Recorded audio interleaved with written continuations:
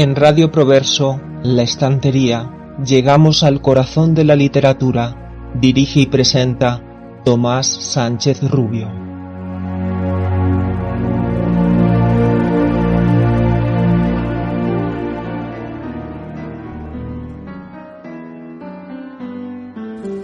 Alma, buscarte has en mí, y a mí buscarme has en ti. De tal suerte pudo amor alma en mí te retratar, que ningún sabio pintor supiera con tal primor, tal imagen estampar. Fuiste por amor criada, hermosa bella, y así en mis entrañas pintada, si te perdiere, mi amada alma, buscarte has en mí. Que yo sé que te hallarás en mi pecho retratada, y tan al vivo sacada, que si te ves te holgarás, viéndote tan bien pintada.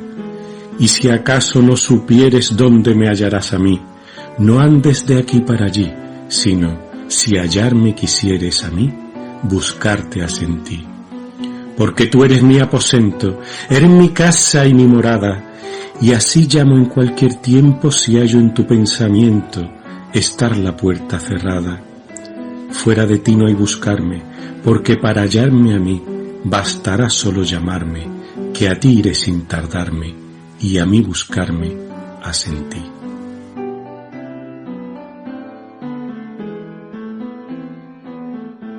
Efectivamente, como muchos de vosotros, amigas y amigos, habréis adivinado, los versos que acabo de leer pertenecen al conocido como poema cuarto escrito por Teresa Sánchez de Cepeda, Dávila y Ahumada, también llamada Santa Teresa de Jesús o de Ávila. Nuestra autora nació, parece ser, que en la hacienda familiar de Gotarrendura, provincia de Ávila, el 28 de marzo de 1505, muriendo en Alba de Tormes, municipio salmantino, el 15 de octubre de 1582, hace justamente 440 años. Monja fundadora de la Orden de Carmelitas Descalzos, rama de la Orden de Nuestra Señora del Monte Carmelo, fue una notable escritora mística. Como sabéis, en el siglo XIX se creó la Biblioteca de Autores Españoles, con 71 volúmenes con los mejores autores de la historia de España, desde la Edad Media hasta entonces. Pues bien, los tomos 53 y 55 acogen la obra completa de Santa Teresa. Fue beatificada en 1614, a poco más de 30 años de su muerte, canonizada en 1622 y proclamada doctora de la Iglesia Católica en 1970 durante el pontificado de Pablo VI. Buenas tardes, amigas y amigos. Soy Tomás Sánchez y estamos en un nuevo programa de La Estantería, concretamente el número 34, por supuesto en Radio Proverso, la radio que es cultura. Espero sinceramente que el espacio de hoy sea de vuestro agrado. Precisamente a raíz del aniversario del fallecimiento y festividad de Santa Teresa, el Día de las Escritoras se celebra cada año el lunes posterior y más próximo a esa fecha. Este año será el 17 de octubre. Tal conmemoración surgió por iniciativa de la Biblioteca Nacional de España, la Asociación Clásicas y Modernas y la Federación Española de Mujeres Directivas, Ejecutivas, Profesionales y Empresarias, FEDEPE, para llamar la atención acerca de la discriminación histórica de las mujeres en la literatura, reivindicando la figura de tantas creadoras obligadas por la época que les tocó vivir a publicar bajo un seudónimo normalmente masculino. Ejemplo de esto lo vemos tanto fuera como dentro de nuestro país. Tal es el caso de Memorias de África, firmadas por un tal Isaac Dinesen, que se trataba ni más ni menos que de la baronesa Karen Blixen. Del mismo modo, Louise May Alcott, autora de Mujercita, escribía bajo la firma A.M. Barnard. En nuestro país, Cecilia Bolde-Faber firmaba como Fernán Caballero y Gabriel Luna no era ni más ni menos que la famosa y prolífica Carmen de Burgos.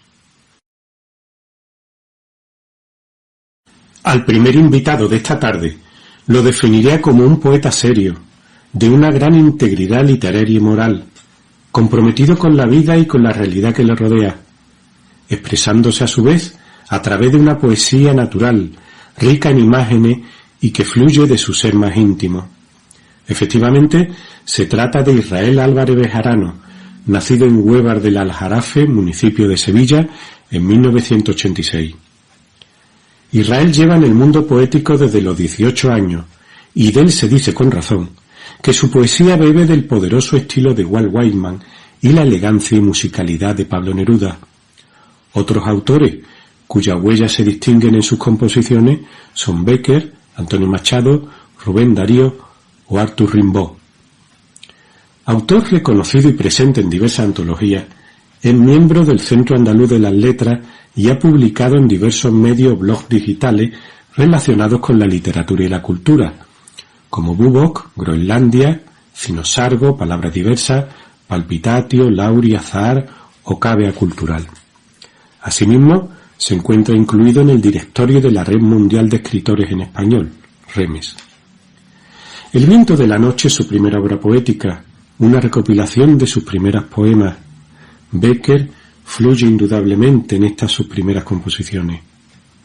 Después vino Todo en mí fue naufragio, canto a la esperanza y al amor, a aquello que se anhela fervientemente. El leteo, después, fue un poemario donde el autor evoca los recuerdos y los anhelos, una elegía a la pérdida humana a través de deseos, ensoñaciones, con continuas alusiones a la naturaleza y a la mitología. Posteriormente vendrían Demiurgo o La eternidad es un instante infinito. Para saber más cosas sobre este autor, os recomiendo vivamente su blog llamado Bucefalia Magna. Buenas tardes, Israel. Realmente es un placer contar con tu presencia hoy en la estantería. Inicialmente no tenía un interés particular en la literatura concretamente. Sí es cierto que de niño pues yo tenía acceso fácil a muchos libros, a la historia y también a la música, al cine, porque mis padres pues nos han rodeado a mis hermanos y a mí de cultura, de buena cultura realmente, pero no hasta el punto de yo crear poesía o cuento. No, tampoco he sido un poeta precoz en absoluto. Todo surge cuando aproximadamente cuando tenía unos 18 años.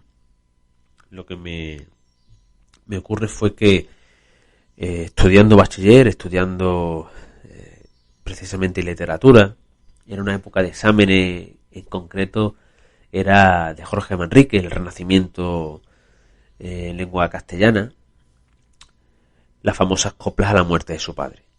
En esa época, en mi familia pues habían ocurrido algunos dramas donde habían fallecido personas muy jóvenes, en concreto mi tío, con 38 años, con una muerte súbita que sacudió a toda mi familia.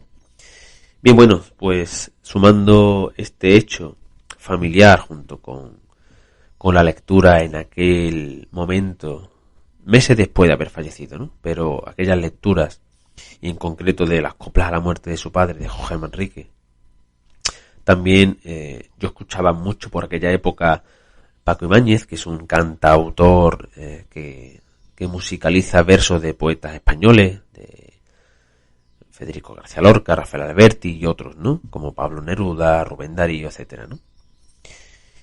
Y al mismo tiempo había un amigo mío que escribía algunos poemitas y la verdad que me impresionaba.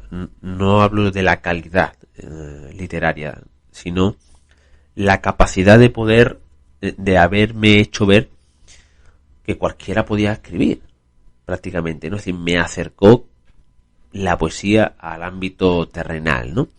Todos estos ingredientes hicieron que una mañana en casa, mientras estaba estudiando, pues decidiera escribir y componer unos versos dedicados a mi tío.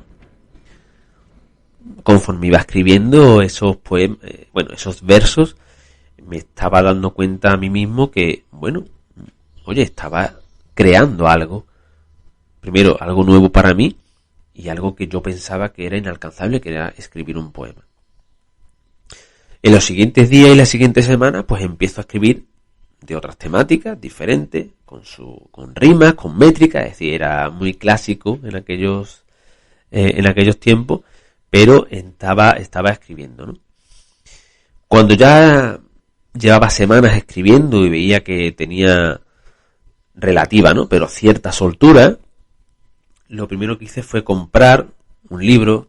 Recuerdo que era el primer libro que compré para prepararme, ¿no?, para leer poesía de verdad y en serio y poder estudiarla, fue Las rimas de Bécquer. Era una edición de Anaya y era Las rimas y algunas leyendas de Gustavo Adolfo Bécquer. Aquello me abrió un nuevo mundo, la verdad. Con esa poesía pues descubrí muchas cosas, muchas temáticas y muchas formas. Posteriormente leo Antonio Machado y ya pues todo lo que va viniendo, ¿no? Juan Ramón Jiménez y poetas latinoamericanos como Rubén Darío, Pablo Neruda.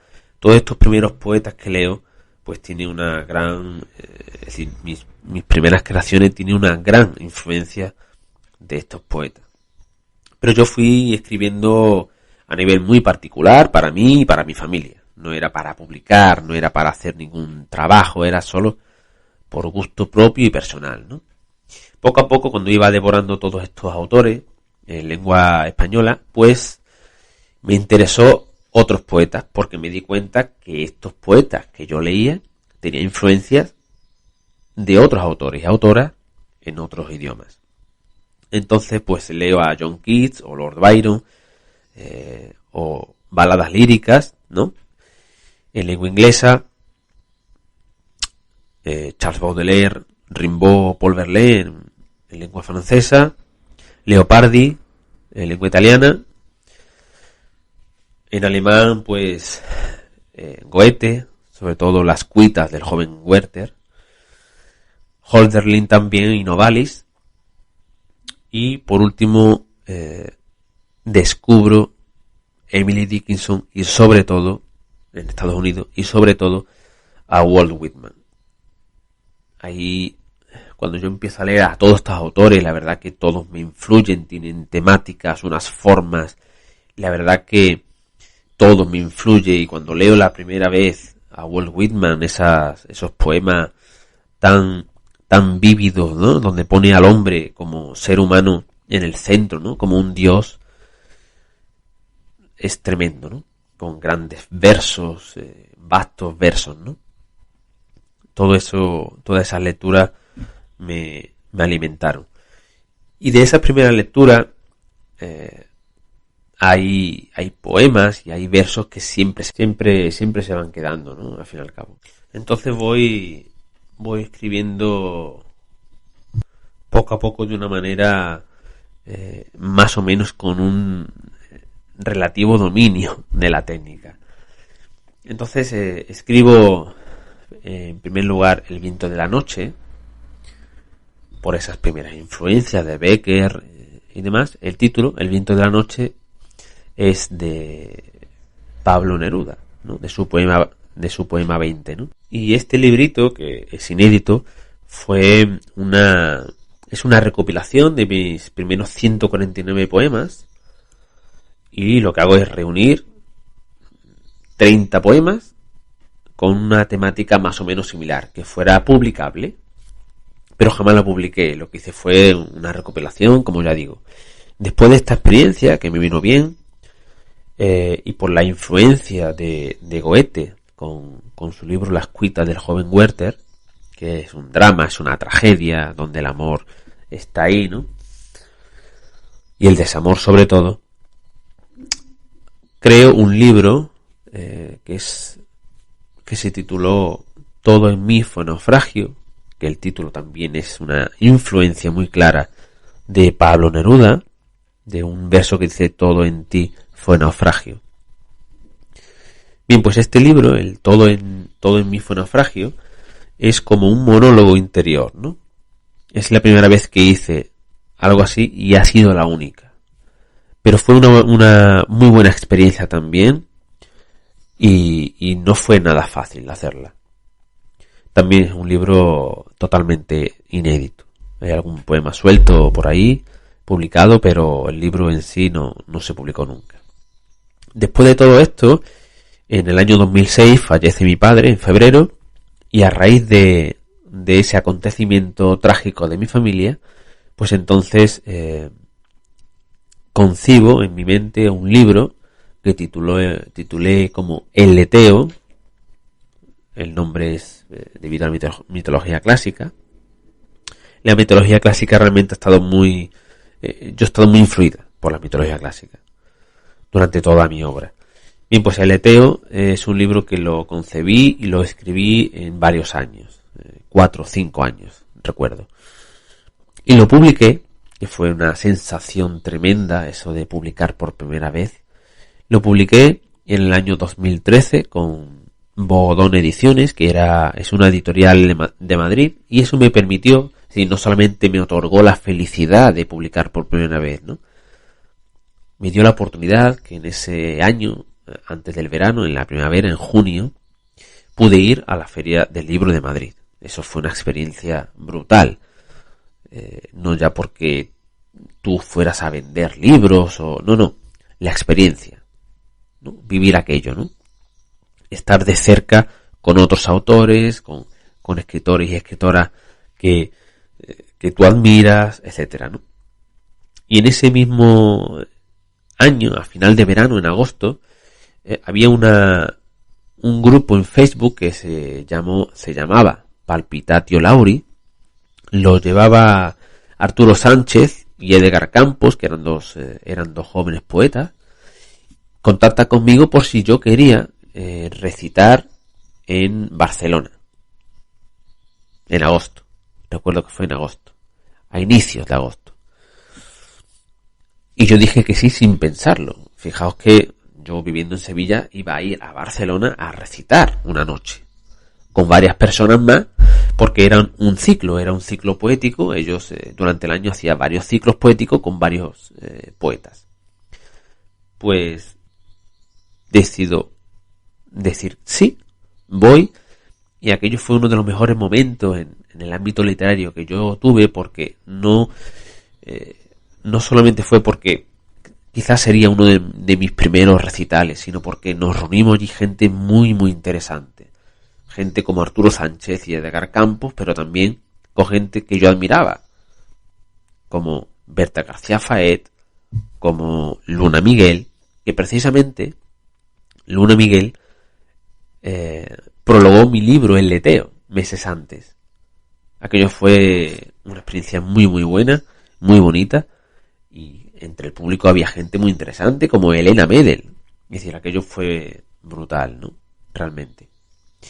Después del leteo y de toda esa experiencia, publico mi segundo libro, titulado Demiurgo. En esta ocasión escogí publicar con una editorial más cercana geográficamente, que fue Ediciones en Huida.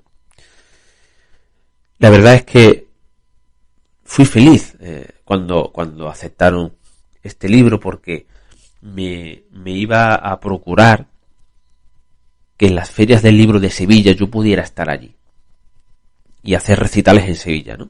Que entonces me parecía mucho más fácil darme a conocer, ¿no?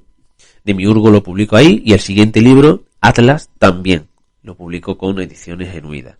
La verdad que es una editorial que han hecho siempre un muy buen trabajo y de la que yo estoy muy contento de haber formado parte de esa familia. Después de estos 2 libros en Ediciones en Huida, cambio de aires y publico un libro titulado La eternidad es un instante infinito. Es algo distinto. Sí es verdad que tiene influencias de lo que yo anteriormente había escrito, pero era algo diferente, ¿no? Estaba ya en ese libro, lo que hago es experimentar ya con las palabras un poco, ¿no? Aunque todavía no es la obra en la que yo me sentía totalmente identificado. Publico La eternidad es un instante infinito con una editorial de Madrid, Ediciones de Humo. La verdad que fue una muy buena experiencia. Y posteriormente yo ya estaba trabajando en otro libro porque uno cuando escribe no tiene nada que ver cuando estás escribiendo que cuando lo publicas. No es tan cronológico todo. A finales de 2018 yo termino de escribir un libro que presento al prestigioso premio de poesía, Premio Adonais, de poesía joven en España, uno de los máximos exponentes de la poesía y de la literatura, y quedo finalista, cosa que fue una enorme sorpresa.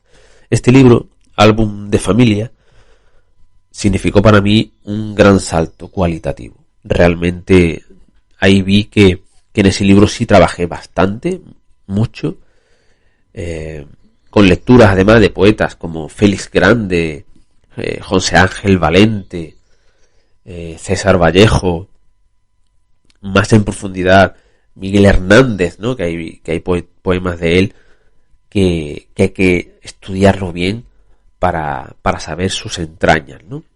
Y otros poetas, ¿no? Leopoldo María Panero, etcétera, ¿no? Pizarnik, ¿no? Alejandro Pizarnik, etcétera, ¿no? Con Álbum de Familia consigo pues ser finalista del premio Adonais, no consigo el premio, pero la experiencia de ir allí, de rodearme de otros poetas que sí consiguen premios, del jurado donde te dan la enhorabuena por el trabajo hecho, por la literatura que has creado, etcétera, la verdad que fue una grandísima experiencia, ¿no? Y además en la Biblioteca Nacional, donde se falló el premio, ¿no? Después de esa experiencia, escribo, bueno, es decir que Álbum de Familia aún está inédito, porque para mí no es tan importante la publicación en sí, sino la creación poética, la escritura. Si encontrar alguna editorial interesante, ¿no? Distinta de lo que yo he hecho hasta ahora, pues estaría muy muy interesado en publicarla, pero por ahora no ha sido el momento, ¿no? Y después de Álbum de Familia, el último poemario, también inédito, que he escrito, titulado Diciembre y otros cielos, pues sigue inédito también, y es una línea, digamos, un escalón por encima de Álbum de Familia, en cuanto a la labor del lenguaje y la escritura, ¿no? Estos dos últimos libros, como ya he dicho, son inéditos, y yo ya me noto una mejoría en la técnica, en el trabajo con las palabras, y realmente me siento mucho más identificado, mucho más a gusto con estos libros, ¿no? Inéditos, pero sin ninguna prisa por publicar, sin ninguna prisa, ¿no? La verdad que a mí me interesa investigar con Diciembre otro cielo, con Álbum de Familia sobre todo. El trabajo era muy íntimo en ese libro, porque hablo de mi familia, de la experiencia primeriza como padre, ¿no? De la paternidad, y en Diciembre otro cielo, pues ahí también pero la expreso mucho más contundentemente, ¿no? Como decía, estos dos libros fueron creados por muchas lecturas de otros poetas, y también me di cuenta que había que leer otros ámbitos como filosofía o ensayos, porque hay veces que el poeta siente o piensa qué decir, pero no hay una teoría literaria que sostenga lo que quieres decir o cómo decirlo, ¿no? Yo he leído muchos ensayos sobre filosofía, sobre arte, sobre la imagen como artificio, etcétera, ¿no? Todo eso ayuda. Y muchos ensayos de autores que me interesan, como José Ángel Valente, ¿no? La verdad que la lectura de José Ángel Valente me hizo retroceder en el tiempo y me llevó a San Juan de la Cruz, cosa que no me esperaba. Y la verdad que esas lecturas te enriquecen muchísimo, ¿no? Bien, pues ahí estoy en un proceso bastante tranquilo, porque como he sido padre hace escasos meses, de nuevo, por segunda vez, pues la verdad que no estoy escribiendo mucho, pero no me importa, ¿no? Sí me estoy formando, estoy siendo mucho más autodidacta que nunca, veo muchas entrevistas de Julio Cortázar, de Borges, etcétera, ¿no? Y ahí estoy intentando escribir otro poemario También me interesan otros géneros, ¿no? Cosa que no he publicado nunca, pero sí me interesa y me interesaría mucho ahondar en el género narrativo en cuanto a los cuentos, ¿no? Me interesan autores como Edgar Allan Poe o Lovecraft, esos mundos oníricos sí me interesan muchísimo, y ahí estoy, ¿no? Después tengo otro ámbito que no lo suelo decir porque, bueno, cuando se habla de literatura y de poemas y de libros publicados es diferente, ¿no? Pero en el ámbito cofrade, yo pertenezco a una hermandad, la hermandad de mi pueblo. Una de las hermandades de mi pueblo de Huebra de la Jarafe es la Hermandad de la Sangre, de la que estoy orgullosísimo de pertenecer, y colaboro mucho con la hermandad, ¿no? He hecho presentaciones de las fiestas, he sido pregonero, he escrito libros, he escrito un libro en relación a las fiestas y a la Virgen de la Sangre, y he escrito en varios boletines, ¿no? Eso es una faceta que no suele ser muy conocida, pero que también ahonda en la literatura, ¿no?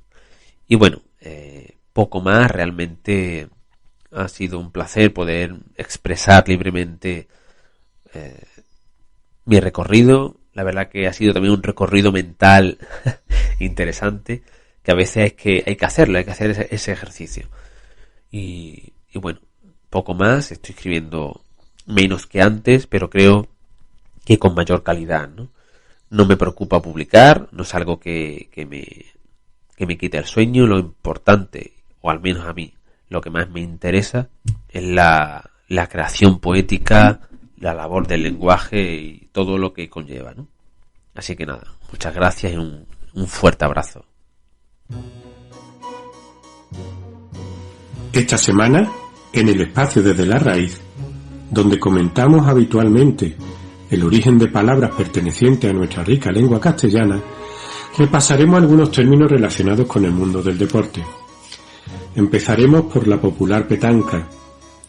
Este deporte, en su forma actual, surgió en 1907 en la Provenza francesa. Si bien los antiguos romanos ya jugaban una versión primitiva con bolas de piedra, práctica que fue llevada a tierra gala por soldados y marineros desde Italia. Su nombre procede de la expresión petancat, pies juntos en lengua occitana. Se extendió rápidamente, como todos sabemos, y en 1910 Ernest Pittiot organiza el primer concurso oficial en Francia. Seguidamente nos referiremos a la palabra gimnasia, que proviene del griego gimnos. Gimnos quiere decir desnudo, ya que en la antigüedad estas rutinas se practicaban sin ningún tipo de ropa. El verbo gymnazein significa, pues, hacer deporte al desnudo, y gimnasia, la práctica de ejercicio en tales condiciones. Respecto al término galardón, como sinónimo de premio, antes era gualardón, viniendo del latín medieval winderdomum, compuesto a su vez del germánico withralaun, que significa recompensa, pago, botín, a lo que se suma la influencia del término latino donum, con el significado de regalo. Atletismo proviene de la palabra griega athlon, premio precisamente, premio que se obtenía en una competición deportiva, a la que se sumaba el sufijo ismos. El atletes, por tanto, se definiría como aquella persona que compite en una prueba determinada por un premio. Dicho término está relacionado también con el vocablo alethos, que es sinónimo de la palabra esfuerzo. En cuanto al mismo término premio, sería la recompensa dada por algún mérito o servicio, y vendría del latín praemium, que se descompone en prae, antes, con anterioridad, y em, raíz, que significa coger, de ahí el verbo latino emo, para referirse a comprar. La primera acepción de praemium es lo que se coge antes de lo demás, la prerrogativa, la ventaja. Relacionado también con la palabra anterior y con las anteriores, es el término trofeo. Los griegos adquirieron la costumbre de erigir monumentos en el campo de batalla victoriosos, en el mismo lugar donde el enemigo había girado sobre sus talones para emprender la fuga. Estos monumentos se llamaron tropaion o tropaia en plural, monumento erguido con los despojos del enemigo en el lugar donde comenzó su derrota, en la forma neutra de tropé, que significa vuelta, ruta, camino. Los romanos heredaron tal costumbre, pero la adaptaron de acuerdo con la mentalidad imperial. Construían los romanos sus monumentos bélicos en las plazas públicas, sobre todo en la propia Roma, bajo la forma de arcos de triunfo, de grandes columnas y de estatuas de vencedores. Adoptaron la palabra griega con la forma trophaion, el antecesor más cercano de nuestro vocablo trofeo. En cuanto al término lucha, se vincula con una raíz indoeuropea, leo, que significaría girar, doblar, presente precisamente en la palabra luxación. En latín vulgar vemos luctare, que proviene a su vez del latín clásico luctari, esforzarse. De tal lexema provendría asimismo reluctancia, actitud del que está poco dispuesto a hacer lo que se le dice o lo que manda, o lo que se le manda, ¿no? En una resistencia pasiva, ¿no? Sería este término reluctancia. En cuanto al boxeo, el nombre de esta disciplina deportiva es la españolización del término inglés boxing, formado por box, caja, y el sufijo in, con el cual se indica que el mismo se desarrolla dentro de un cuadrado, con forma de caja, y que en castellano llamamos comúnmente cuadrilátero. Relacionado con el anterior, por último, comentamos la palabra púgil. La palabra púgil vendría del latín pugil y significa boxeador, el que pelea con sus puños. Sus componentes léxicos son pugnus, con el significado de puño, más el sufijo il, que indica posibilidad, capacidad. Relacionado con esta palabra y con pugnus estaría puñal o puñado.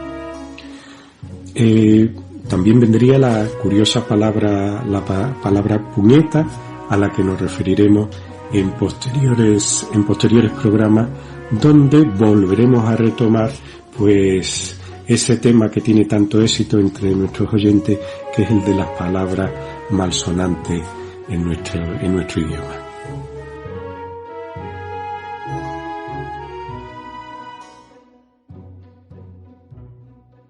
A la siguiente invitada de esta tarde tuve el placer de conocerla personalmente en Madrid, durante el encuentro poético hacia el azul, organizado por mis queridas amigas, las escritoras Inma Ferrero e Isabel Rezmo. Fue el pasado 10 de septiembre y tuvo lugar en la cafetería El Dinosaurio Todavía Estaba Allí, de la calle del Ave María en el barrio de Embajadores. Su poesía me resultó entonces muy interesante.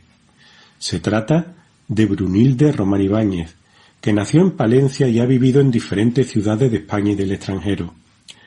Licenciada en Filología Inglesa e Hispánica y diploma de Estudios Avanzados en Antropología Social, ha publicado artículos de antropología en diferentes instituciones como la Universidad de Salamanca, siendo ponente en dicha universidad y en la de La Coruña. Además, ha participado en antologías poéticas, dirige talleres de desarrollo personal y colabora en distintos proyectos artísticos y culturales. Actualmente compagina su actividad como profesora con el trabajo de correctora y traductora. Su primer poemario, Dones del Viento, editado por los libros de Unsalóa, se publicó en 2014. Después vendría Animal Profundo en 2020. Su último poemario, Cartas desde el Etna. No se la pierdan. Gracias, Brunilde, por acompañarnos esta tarde en esta que es tu casa. Hola, mi nombre es Brunilde Román Ibáñez y mando un gran saludo a todos los oyentes de la estantería de Radio Proverso y le agradezco enormemente a Tomás pues por esta generosa invitación para participar en el programa.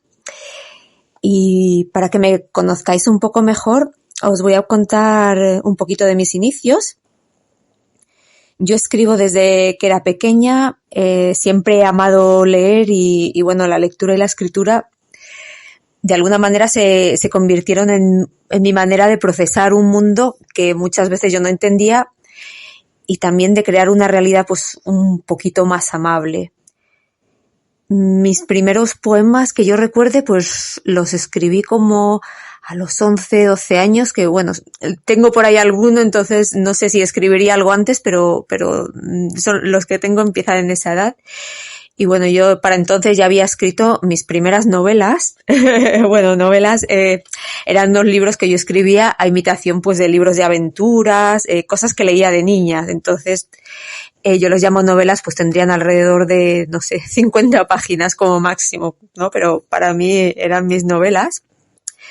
Y ya en la adolescencia, pues, escribía poemas también un poco atroces, imitando a Lorca, a Edgar Allan Poe y bueno, pero yo sabía que mi camino iba por otro lado, ¿no? Entonces la poesía siempre ha sido para mí, la literatura en general, ha sido como una búsqueda, ¿no? De ese encuentro con esa raíz, con ese algo que también te representa como escritora, ¿no? Buscar tu familia, tu tribu de escritoras.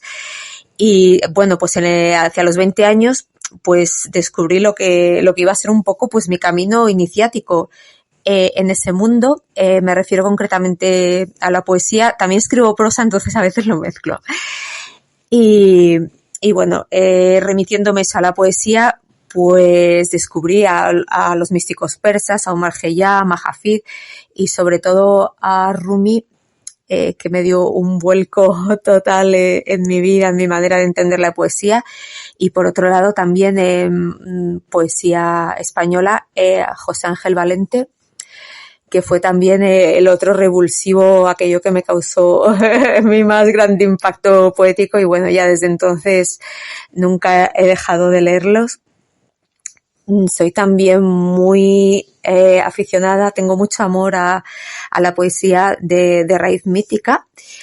Y de hecho os voy a leer un poema. Es un poema de amor inspirado en los cantos de Inanna, de la tradición sumeria. Entonces, bueno, los cantos de Inanna pues son bastante largos. Yo he hecho un poema muy breve, mucho más breve. Tengo varios, es una serie de 3, pero voy a leer uno.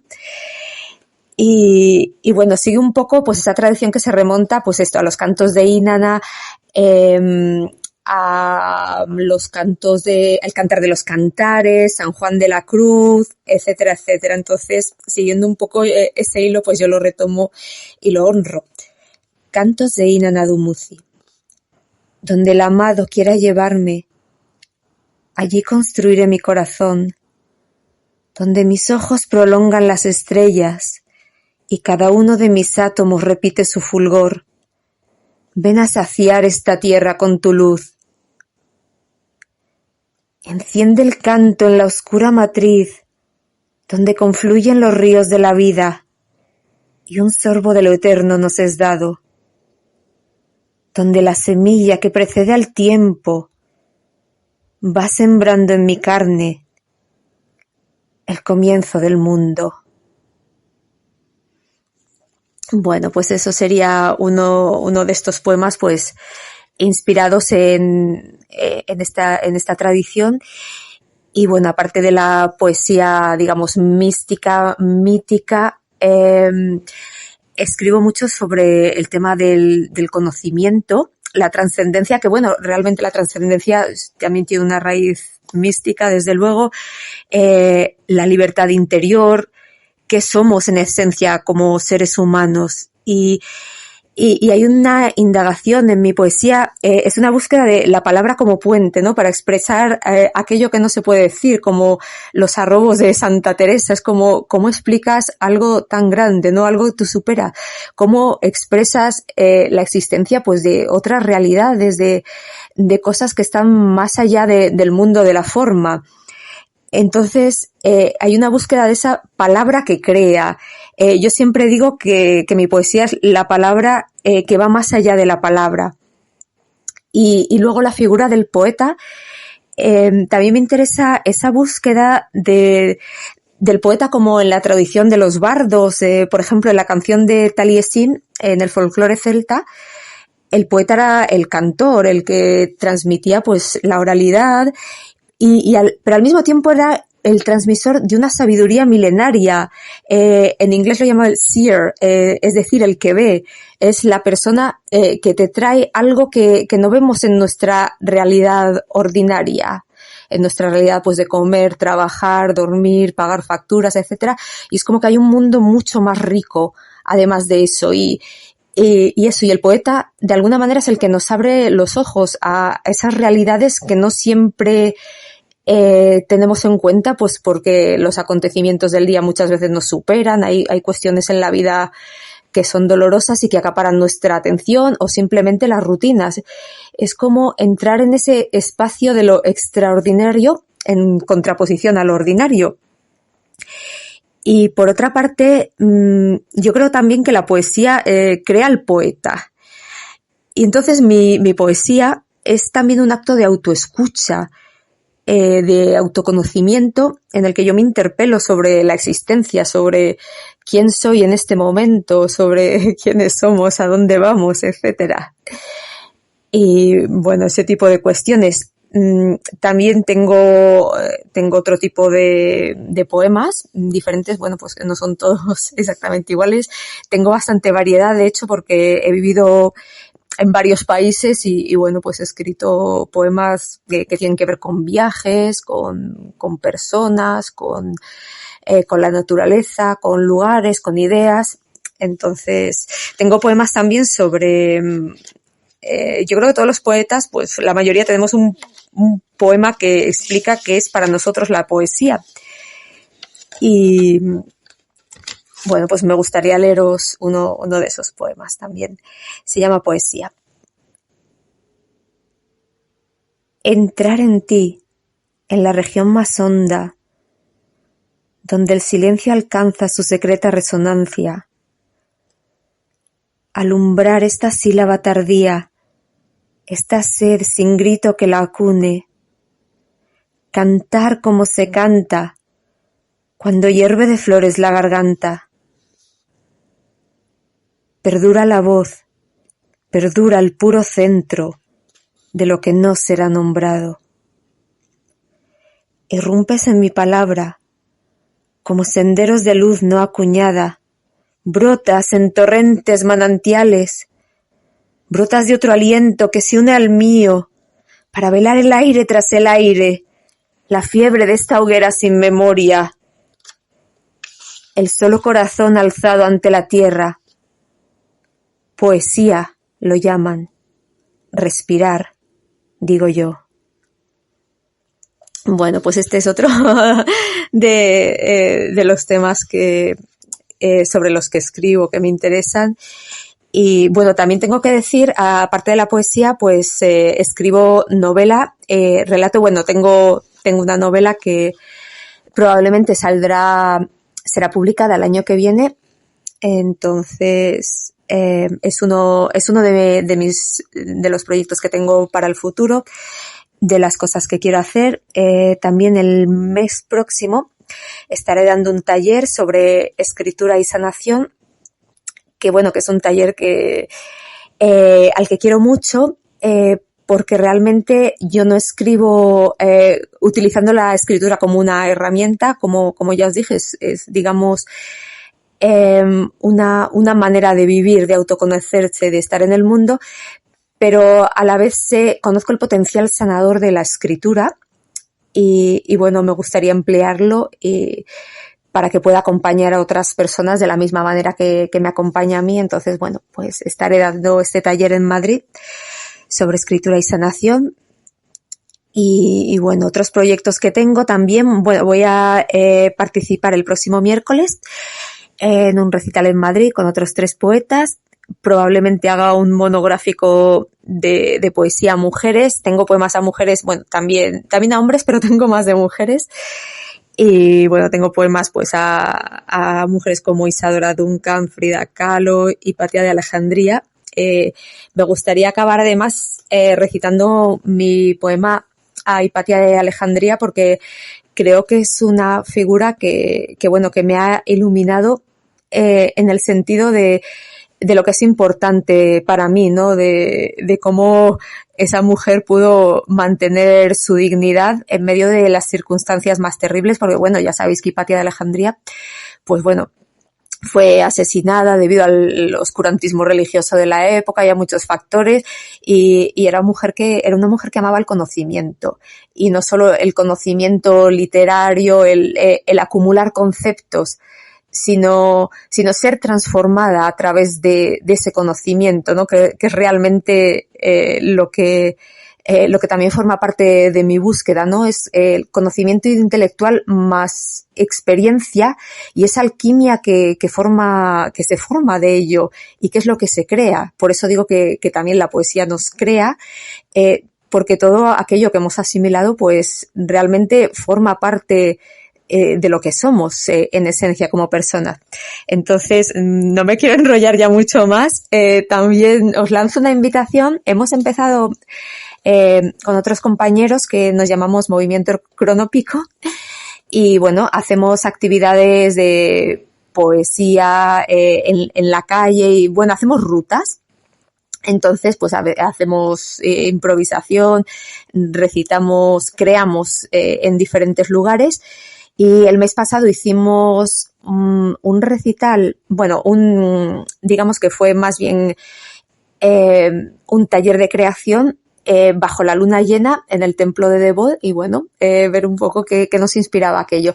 Este mes la idea es realizarlo también, entonces si hay alguien que esté por Madrid, a cualquiera que pase por aquí, pues estáis muy invitados a venir, porque además, bueno, el templo de Devot es de los sitios, yo creo, con más magia de Madrid, y bueno, pues la luna llena que os voy a decir, ¿no?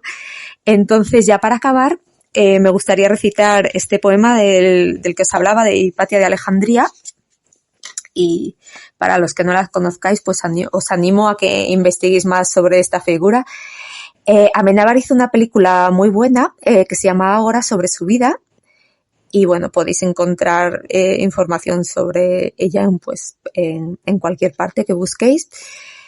Y bueno, pues como decía, para mí un referente. Me despido ya con esto. Repito de nuevo las gracias a Tomás por su amabilidad en invitarme al programa, al que deseo todos los éxitos del mundo a este programa.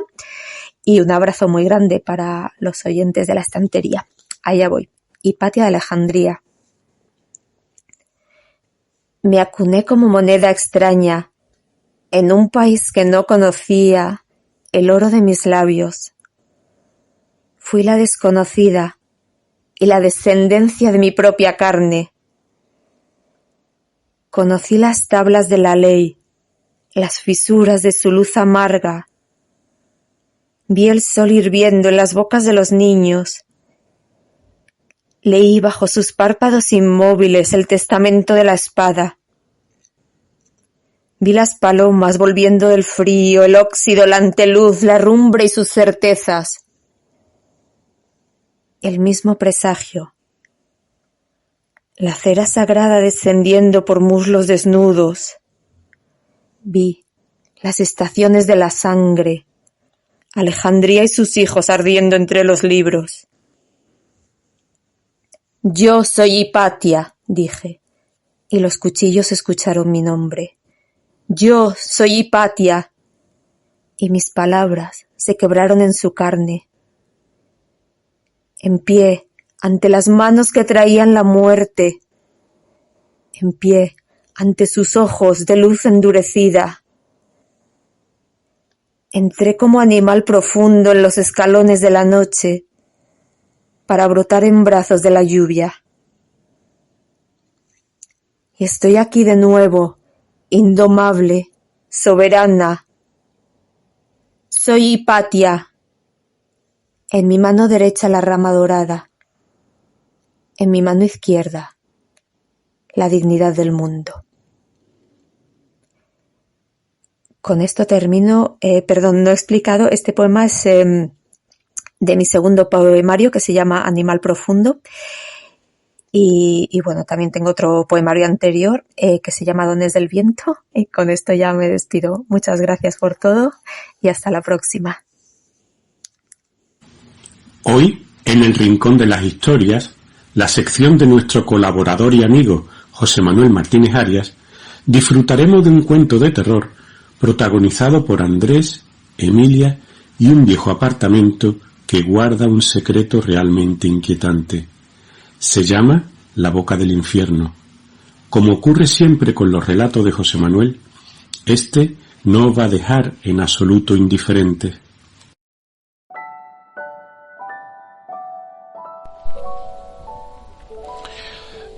En noviembre de 2021 fue escrito este cuento de terror que se titula La Boca del Infierno. Esa tarde había concedido salir con unos compañeros del trabajo para olvidar lo que acababa de ver o para borrarlo de su memoria de manera inocente. No mirar hacia donde nunca quiso ni debió hacerlo. La tentación excesiva es irrenunciable. Su obsesión por las metamorfosis poco a poco le fue convenciendo de que nada de lo que había visto había ocurrido verdaderamente. Casi llegó a olvidar lo que vio. Siempre le habían atraído las transfiguraciones, fuesen en el dominio que fuesen, en la naturaleza o en el arte, en sus amistades cercanas o en territorios lejanos, porque mezclaban en su seno lo maravilloso con lo terrible. Nunca dejó de atraerle más el temor que la esperanza, más la pasión del odio que la del amor. En estas reflexiones solía consumir su tiempo, ya estando solo, ya rodeado de sus compañeros con sus inquietudes más o menos banales o cotidianas. Una delgada capa de indiferencia hacia el mundo lo mantenía aislado, separado de un entorno que siempre consideró hostil, al menos desde que recordaba tener conciencia de sí mismo. Más tarde, cuando se despidió de sus compañeros, giró sobre sus pies y marchó hacia su apartamento. Unos pasos después escuchó: «Andrés». Era la voz de Emilia, amiga, además de compañera, con quien había mantenido, o tal vez aún mantuviera, una relación amorosa que ella consideraría intensa. Volvió a girarse y ella volvió a hablar. «¿Estás bien, Andrés? ¿Te ocurre algo?» Él miró desde la distancia sus preciosos rizos de pelo negro, y ante las preguntas y la mirada compasiva de ella, no tuvo más remedio que retroceder en sus recuerdos y retornar al momento en que vio lo que no entendía, y no pudo hacer nada más que asumirlo con pavor. Pero a Emilia no le pudo decir nada. «Nada», dijo, «no me ocurre nada. Creo que tengo un problema de estómago y no me encuentro bien». «¿Quieres que te acompañe al hospital? Si no te encuentras bien, tal vez sea mejor que te vea un médico». «No, gracias, Emily. Me iré a casa e intentaré dormir. Mañana estaré bien. No te preocupes, gracias».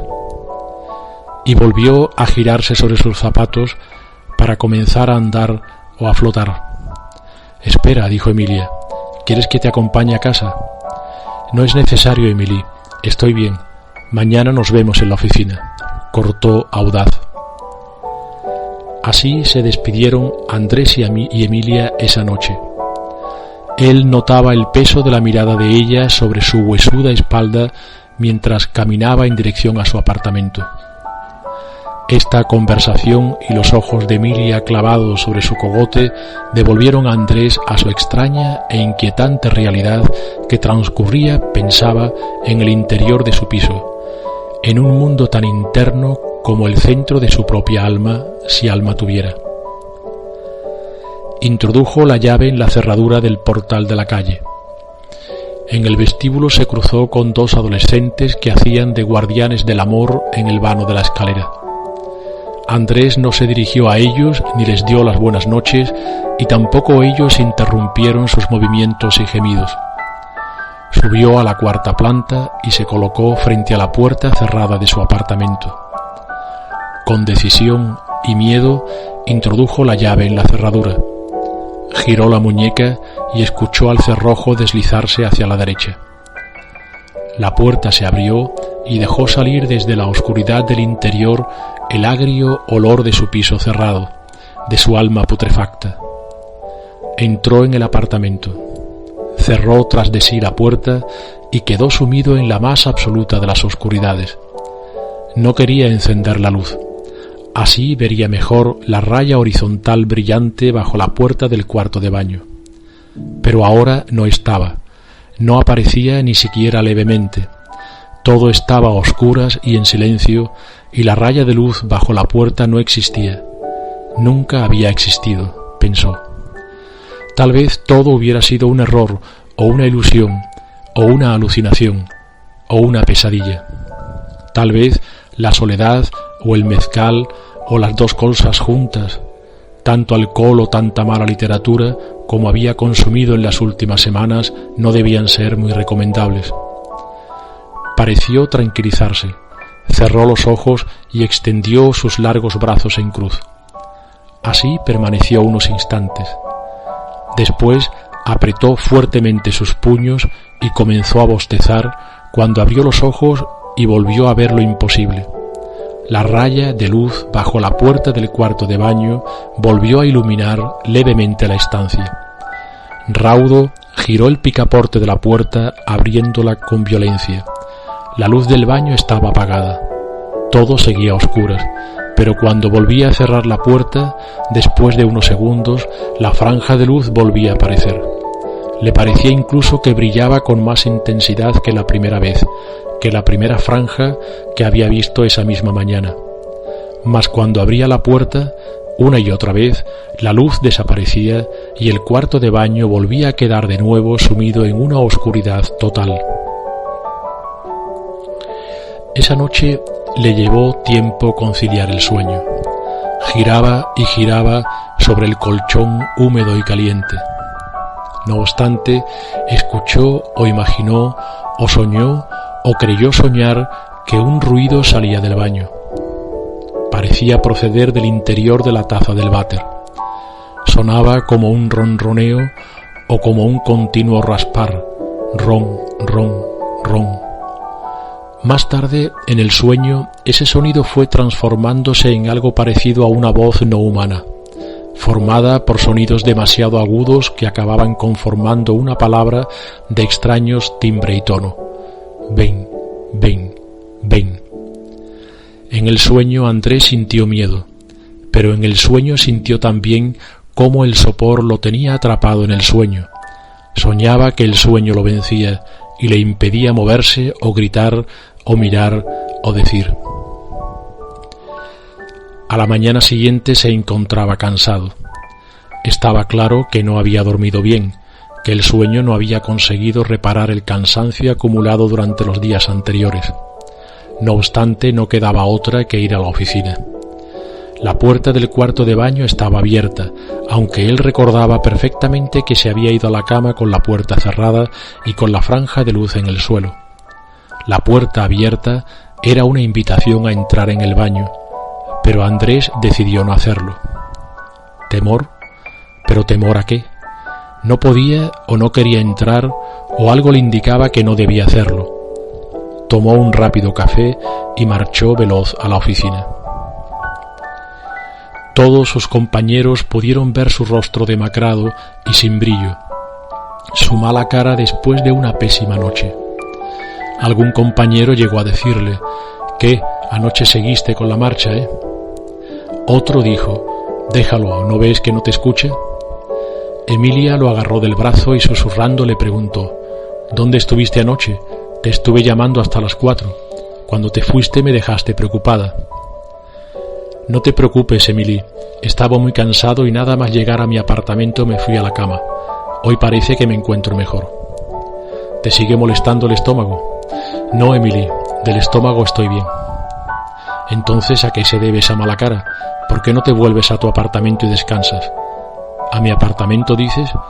«No, créeme, estoy mejor aquí». La jornada transcurrió con normalidad, pero a las 5 Andrés debía salir de la oficina y volver a su pisito viejo del cuarto sin ascensor de la calle No Me Olvides. Algo parecía advertirle: «No vayas, huye, huye, huye». En la acera, Emilia, con su abrigo largo, se le agarró al brazo y le dijo: Hoy me voy contigo. Te acompaño a tu apartamento. No es necesario, Emily. Estoy bien. Es solo que estos días algunos recuerdos me asaltan cuando menos lo espero. Pues más razón para quedarme contigo.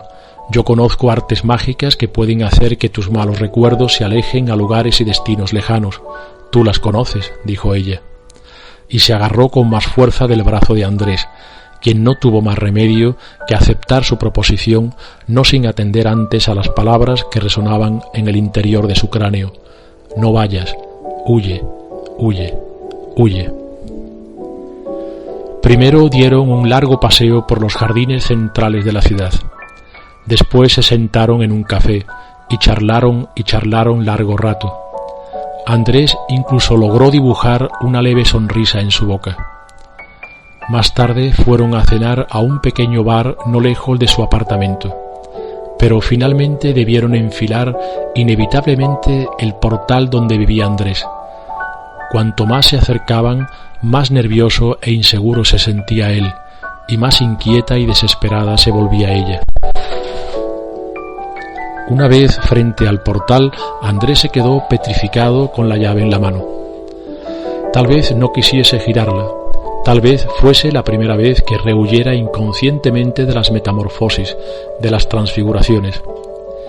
Emilia fue quien le quitó la llave con un rápido gesto, la introdujo en la cerradura y con un giro de muñeca abrió el portal. Después, en el vestíbulo, un golpe sonoro y desagradable a vidrios y a metales se escuchó a sus espaldas. La pareja de enamorados seguía en sus asuntos en el vano de la escalera, pero esta vez pararon un instante, escrutaron a Emilia, luego miraron a Andrés, y ella dijo con agudísima voz: «Buenas noches». Emilia respondió: «Buenas noches». Comenzaron a subir las escaleras. Emilia se reía de la escena que acababa de contemplar. Él, tan serio y espigado con el cinturón desabrochado, y ella tan cortés y con el carmín corrido por las mejillas. Pero la risa de Emilia fue cediendo conforme iban subiendo las escaleras. La angustia de Andrés también iba en aumento. Cada rellano era más oscuro y denso que el anterior. Era verdaderamente un crescendo de amargura, de soledad, de temor. Cuando llegaron frente a la puerta del apartamento, Andrés sacó su llave, la introdujo en la cerradura y giró la muñeca. El cerrojo se movió hacia la derecha y la puerta se abrió dando un leve salto. Esta vez Andrés encendió la luz y se introdujeron en el interior del pequeño salón. Él tuvo la precaución de mirar el borde inferior de la puerta del cuarto de baño y pudo ver con tranquilidad la oscuridad que emanaba de ella. Fue la primera vez en toda la tarde que Andrés se relajó, alargó sus brazos, apretó sus puños y esbozó una sonrisa dedicada a Emilia. En la cocina se sirvieron una copa de bourbon y pronto las risas se expandieron por el apartamento, hasta que, como proviniendo desde un lugar muy lejano o muy profundo, Andrés comenzó a escuchar un leve ronroneo. De pronto mudó su rostro. Ahí estaba otra vez el rumor que no entendía, que no podía soportar y que pronto lo sabía se convertiría en una llamada. Se dirigió a Emilia con los ojos muy abiertos, con la boca en un rictus imposible, como de máscara de teatro, irreal. ¿Lo escuchas, Emily? ¿Lo escuchas? ¿Qué dices, Andrés? ¿Qué preguntas si escucho? Ese rum, rum, rum, ¿lo oyes? Emilia se quedó en silencio aguzando el oído. Después dijo: parece provenir del baño. Entonces no es cosa mía, ¿no, Emily? Cosa tuya, Andrés. ¿Pero qué dices? Es un ruido que sale del baño. Emilia pudo ver la franja de luz que brillaba bajo la puerta del cuarto de baño. Preguntó: ¿hay alguien ahí, Andrés? ¿Hay alguien más en tu apartamento? Él la miró y apenas llegó a decir: no sé, cuando Emilia saltó hacia el cuarto de baño, abrió la puerta y vio sobre la taza del váter un ser horrible, un pequeño monstruo de unos 50 centímetros de altura, con escamas en lugar de piel, con la espalda huesuda y largos brazos, con los voluminosos puños muy apretados, con la boca abierta y llena de agudos dientes, con el rostro apagado y sin brillo, y con los ojos fuera de sus órbitas, como horas antes los tuviera Andrés. El monstruo agarró a Emilia del brazo, la introdujo en el cuarto de baño y la puerta se cerró con violencia. Nada ni nadie más supo de ella. Cuando Andrés intentó reaccionar, todo estaba en calma. La luz del baño estaba apagada. La franja de luz de debajo de la puerta había desaparecido, así como también habían desaparecido las extrañas voces que lo llamaban desde el interior de la taza del váter, y así como también había desaparecido su temor o su obsesión por las mutaciones, por los giros y por los rizos de la pobre Emily.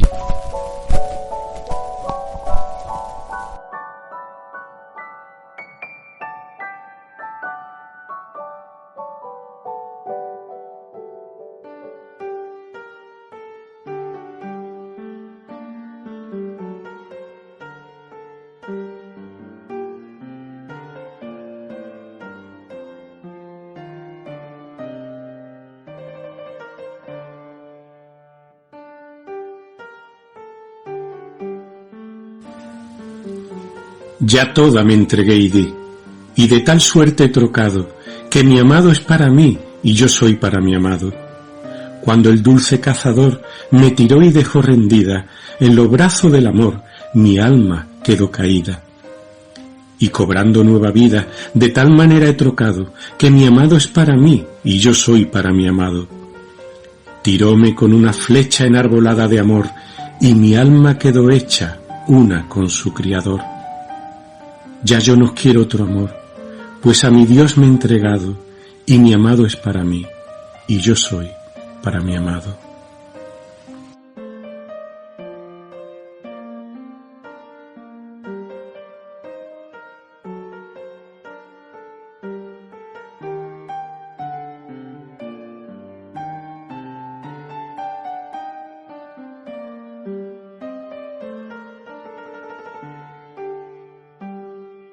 Enlazando como solemos hacer el final del programa con su comienzo, he querido acercarme al término de la estantería de hoy con los encendidos versos de nuestra admirada autora, Teresa de Ávila, concretamente con el poema sexto, aquel que comienza con el título de la Santa Madre Teresa de Jesús sobre estas palabras, Dilectus meus mihi, términos que efectivamente pertenecen al capítulo sexto, versículo 2 del Cantar de los Cantares del Antiguo Testamento. Me despido por ahora de todos vosotros, amigas y amigos de la estantería. Espero que el programa de hoy os haya sido realmente provechoso.